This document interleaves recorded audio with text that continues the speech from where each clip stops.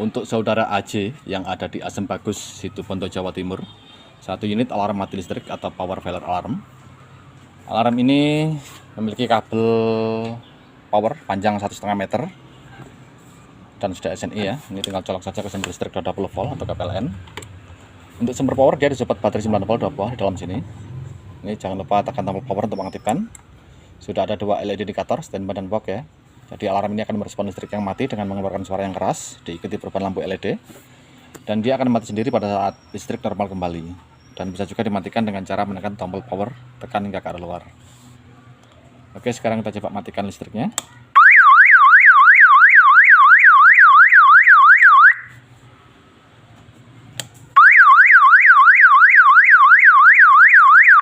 Oke, seperti itu. Semoga bermanfaat. Sekian dan terima kasih.